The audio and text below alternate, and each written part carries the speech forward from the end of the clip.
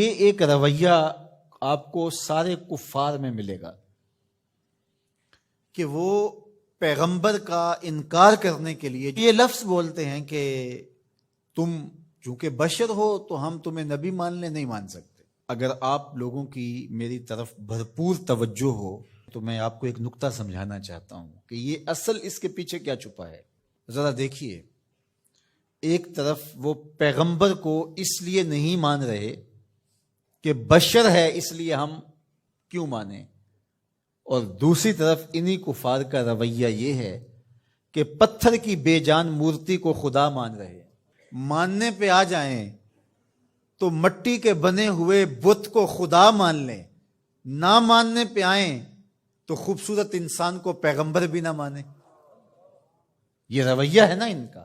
ماننے پہ آ جائیں تو لکڑی کے تراشے ہوئے وسن کو اپنا خدا مان لیں، اور نہ ماننے پہ آئیں جو مسکرائے تو پھول کھلیں، اور جس کی سرمگی آنکھیں دلوں کے بند کواڑ کھول کے رکھ دے، اور جس کی گفتگو کے نور سے روشنیاں پھیلنے لگ جائیں، اس ستھرے اور پاکیزہ وجود کو پیغمبر ماننے سے انکار کر دے۔ تو یہ کیا بات ہوئی؟ یہ فلسفہ ان کے بیمار ذہن نے تراشا ہے، اس لیے کہ پتھر کی مورتی کو خدا ماننے سے کوئی فرق نہیں پڑتا، ان کے جذبات پر کوئی زد نہیں آتی۔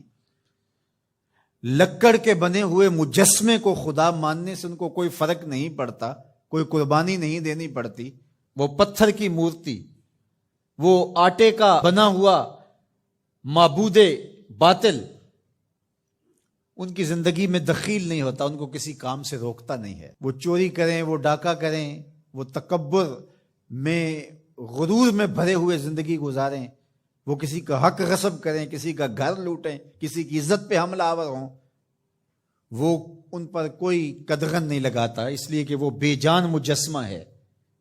اس لیے اس کو ماننے میں ان کے نفس کو کوئی پرابلم نہیں ہے، اس لیے کہ وہ ان کے نفس پر شاک نہیں ہے۔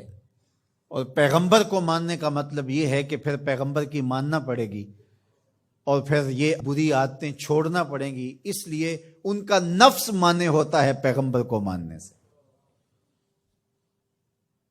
اور اگر آپ کی تھوڑی توجہ اور ہو تو میں ایک اور بات کرنا چاہوں گا کہ نانگے شاہ کو اور ملنگ دھڑنگ کو، سوٹا لگانے والے کو لوگ مان لیتے ہیں اور چکر لگاتے ہیں، اور ایک مسجد کے مولوی کے ساتھ وہ عقیدت نہیں رکھتے۔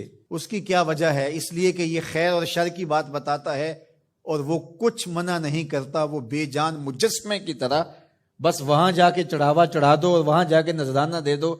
لہٰذا بیمار ذہنیت اس کو تو مان لے گی لیکن ایک شیخ الحدیث کو نہیں مانے گی، اس لیے کہ یہ اس کی زندگی میں دخیل ہوگا، یہ بتائے گا کہ تم یہاں غلط کر رہے ہو، یہاں تم صحیح کر رہے ہو۔